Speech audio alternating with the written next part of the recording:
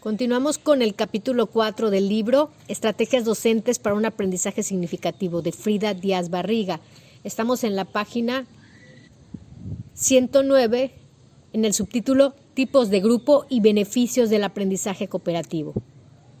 En el contexto de los aprendizajes escolares, Johnson y Johnson identifican 3 tipos de grupos de aprendizaje cooperativo. 1. Los grupos formales de aprendizaje cooperativo, que funcionan durante un periodo que va de 1 hora o sesión a varias semanas de clase. Son grupos donde los estudiantes trabajan juntos para conseguir objetivos comunes en torno a una tarea de aprendizaje dada relacionada con el currículo escolar.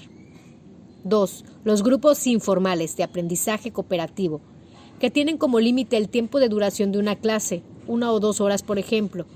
Son grupos que el profesor utiliza en actividades de enseñanza directa, demostraciones, discusión de una película o donde intenta crear un clima propicio para aprender, explorar, generar expectativas o inclusive cerrar una clase. El tercer tipo es los grupos de base cooperativos a largo plazo, al menos de 1 año o ciclo escolar, que usualmente son grupos heterogéneos, con miembros permanentes que entablan relaciones responsables y duraderas, cuyo principal objetivo es posibilitar que sus integrantes se brinden unos a otros el apoyo, la ayuda, el aliento y el respaldo que cada uno de ellos necesita para tener un buen rendimiento. Estos grupos serán cooperativos en la medida en que cumplan una serie de condiciones y además puede llegar a ser grupos de alto rendimiento en función del nivel de compromiso real que tengan los miembros del grupo entre sí y con el éxito del equipo. Como contraparte a los grupos antes descritos, donde ocurre la cooperación, los mismos autores identifican a 2 tipos de grupos no cooperativos. 1. Los grupos de pseudoaprendizaje, donde los estudiantes acatan la directiva de trabajar juntos, pero sin ningún interés. En apariencia trabajan juntos, pero en realidad compiten entre sí, se ocultan información, existe mutua desconfianza, de manera que trabajarían mejor en forma individual, puesto que la suma del total es menor al potencial de los miembros individuales del grupo. 2.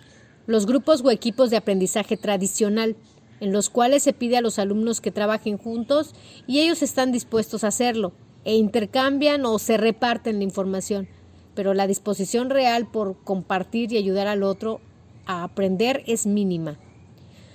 Algunos alumnos se aprovechan del esfuerzo de los que son laboriosos y responsables y estos se sienten explotados.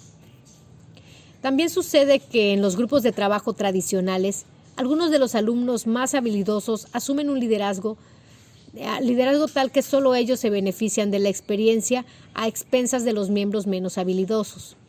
Sucede asimismo que unos cuantos son los que trabajan académicamente y por consiguiente son los que sí aprenden el contenido curricular o las habilidades buscadas, y otros solo cubren funciones secundarias de apoyo, fotocopian, escriben a máquina, etc.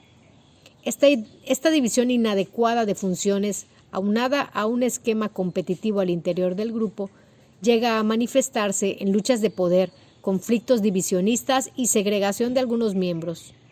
Estos grupos se orientan no tanto por el trabajo a desempeñar, sino por la conformidad a la autoridad con la que se establece una dependencia. En síntesis, hay que insistir en que no todo grupo de trabajo es un grupo de aprendizaje cooperativo.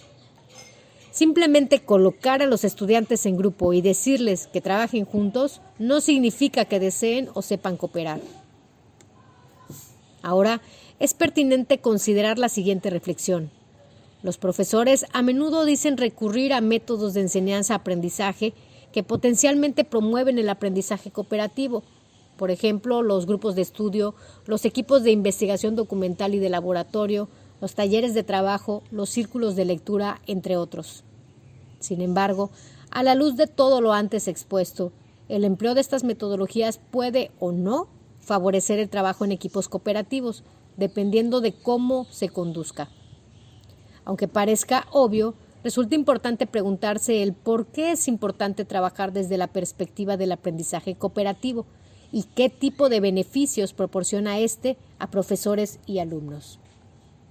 En primer lugar, cabe decir que las relaciones entre iguales, los compañeros de clase, incluso llegan a constituir para algunos estudiantes, si no las primeras experiencias, sí relaciones trascendentes, en cuyo seno tienen lugar aspectos como la socialización, la adquisición de competencias sociales, el control de los impulsos agresivos, la relativización de los puntos de vista, el incremento de las aspiraciones e incluso el rendimiento académico. El trabajo en equipos cooperativos tiene efectos en el rendimiento académico de los participantes, así como en las relaciones socioafectivas que se establecen entre ellos. Analizando más de 100 investigaciones realizadas con alumnos de todas las edades en áreas de conocimiento y tareas muy diversas, donde se contrastaban el aprendizaje cooperativo, el trabajo individual o en situaciones de competencia, el equipo de investigación encabezado por los hermanos Johnson concluyó lo siguiente en cuanto a rendimiento académico. Las situaciones de aprendizaje cooperativo eran superiores a las de aprendizaje competitivo e individualista en áreas ciencias sociales, naturales, lenguaje y matemáticas, y tareas muy diversas que abarcan tanto las que implican adquisición, retención y transferencia de conocimientos, como las de naturaleza más conceptual, adquisición de reglas, conceptos y principios. Tal efecto se encontró en todos los niveles educativos estudiados. No obstante, en tareas simples, mecánicas o de ejercitación mediante sobreaprendizaje, las situaciones competitivas fueron superiores en rendimiento. Relaciones socioafectivas. Se notaron mejoras notables en las relaciones interpersonales de los alumnos que habían tomado parte en situaciones cooperativas. Particularmente, se incrementaron el respeto mutuo, la solidaridad y los sentimientos recíprocos de obligación y ayuda, así como la capacidad de adoptar perspectivas ajenas. Un efecto remarcable fue el incremento de la autoestima de los estudiantes, incluso de aquellos que habían tenido al inicio un rendimiento y autoestima muy bajos. Tamaño del grupo y productos del aprendizaje. Existe una serie de factores que condicionaron la efectividad del trabajo en equipos cooperativos. Un primer factor fue el tamaño del grupo. Se observó que a medida que aumentaba el número de alumnos por grupo, el rendimiento de estos se volvía menor.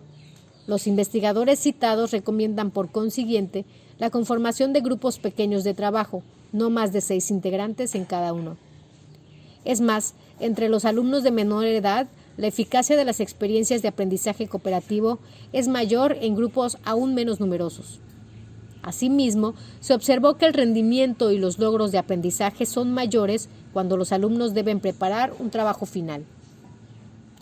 Por otro lado, el aprendizaje cooperativo se relaciona y facilita al mismo tiempo los siguientes procesos. Procesos cognitivos: colaboración entre iguales, regulación a través del lenguaje, manejo de controversias, solución de problemas. Procesos motivacionales: atribuciones de éxito académico, metas académicas intrínsecas. Procesos afectivos relacionales: pertenencia al grupo, autoestima positiva, sentido de la actividad. El docente puede utilizar el enfoque del aprendizaje cooperativo en el aula para promover en sus estudiantes sentimiento de participación en relaciones con compañeros que se preocupan por ellos y los apoyan, capacidad de influir en las personas con quienes están involucrados, disfrute del aprendizaje. Vamos a otro subtítulo que dice: componentes básicos del aprendizaje cooperativo. Partiendo de lo expuesto anteriormente, ahora se discutirán los componentes esenciales del aprendizaje cooperativo. 1. Interdependencia positiva. Sucede cuando los estudiantes perciben un vínculo con sus compañeros de grupo, de forma tal que no pueden lograr el éxito sin ellos y viceversa, y deben coordinar sus esfuerzos con los de sus compañeros para poder completar una tarea. De esta manera, los alumnos comparten sus recursos, se proporcionan apoyo mutuo y celebran juntos su éxito, lo cual quiere decir que se logra establecer el objetivo grupal de maximizar el aprendizaje de todos los miembros de manera que estén motivados a esforzarse y lograr resultados que superen la capacidad individual de cada integrante por separado. Podríamos afirmar que el lema del trabajo en grupo cooperativo, el cual refleja lo que es la interdependencia positiva, se encuentra consignado en la célebre frase de los mosqueteros de Alejandro Dumas: todos para uno y uno para todos. Se ha dicho que la piedra angular es la conformación de un grupo cooperativo de aprendizaje, que la piedra angular es la posibilidad de que, por medio de las interacciones mutuas, se logre establecer una interdependencia positiva entre sus miembros. La interdependencia ha sido conceptualizada y estudiada en los procesos grupales por autores clásicos como Kurt Lewin o Talcott Parsons. El primero llegó a decir que la interdependencia representa el mayor desafío a la madurez del individuo y del funcionamiento del grupo. Interacción promocional cara a cara. Los efectos de la interacción social y el intercambio verbal entre los compañeros no pueden ser logrados mediante sustitutos no verbales, instrucciones o materiales.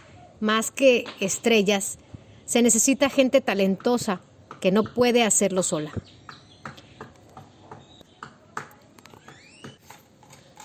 La interacción promocional cara a cara es muy importante porque existe un conjunto de actividades cognitivas y dinámicas interpersonales que solo ocurren cuando los estudiantes interactúan entre sí en relación con los materiales de actividades.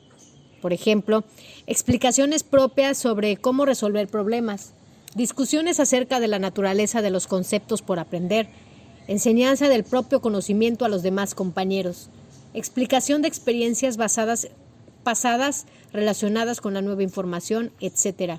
Son actividades centrales para promover un aprendizaje significativo. Por otra parte, es solo mediante la interacción social que se dan aspectos como la posibilidad de ayudar y asistir a los demás, influir en los razonamientos y conclusiones del grupo, ofrecer modelamiento social y recompensas interpersonales. Asimismo, la interacción interpersonal permite que los integrantes del grupo obtengan retroalimentación de los demás y que, en buena medida, ejerzan presión social sobre los miembros poco motivados para trabajar. Aunque aquí habría que plantearnos si la interacción promocional implica necesariamente una presencia física, como da a entender la idea de interacción cara a cara, o podría establecerse en contextos geográficos distantes, siempre y cuando exista la debida mediación instrumental. Es importante plantear lo anterior, debido a la expansión creciente de la educación abierta y a distancia, los cursos en línea y otras modalidades de enseñanza mediante las nuevas tecnologías de la comunicación, donde los alumnos no se ubican físicamente en un mismo recinto o aula, sino en espacios virtuales. De acuerdo con Pérez, aunque el medio no hace la interacción, es posible generar interacciones significativas y ambientes sociales apropiados en la enseñanza en línea, y para ello pueden ser recursos efectivos los organizadores de discusión académica y social, los intercambios comunicativos vía correo electrónico, las charlas en tiempo real y la realización de proyectos grupales, entre otros. Esta es el segundo componente esencial del aprendizaje cooperativo. El primer componente esencial del aprendizaje cooperativo es la interdependencia positiva. Este segundo fue la interacción promocional cara a cara. Y ahora vamos con el tercer elemento del aprendizaje cooperativo, que es la responsabilidad y valoración personal. El propósito de los grupos de aprendizaje es fortalecer académica y efectivamente a sus integrantes.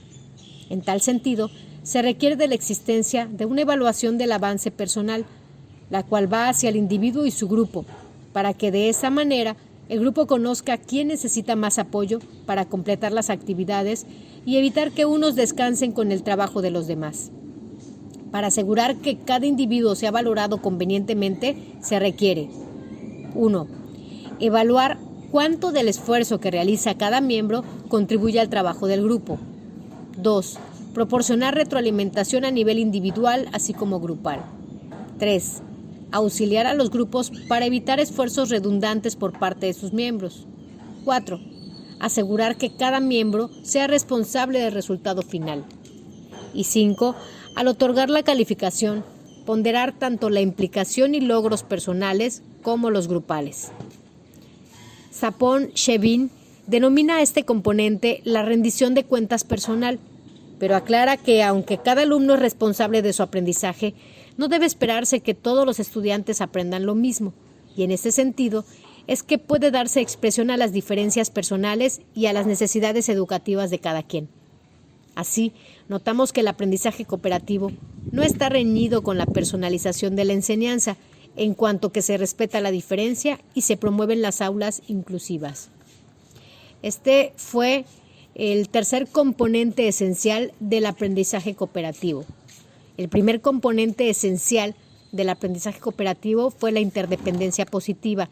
Luego vino la interacción promocional cara a cara y este tercero es la responsabilidad y valoración personal.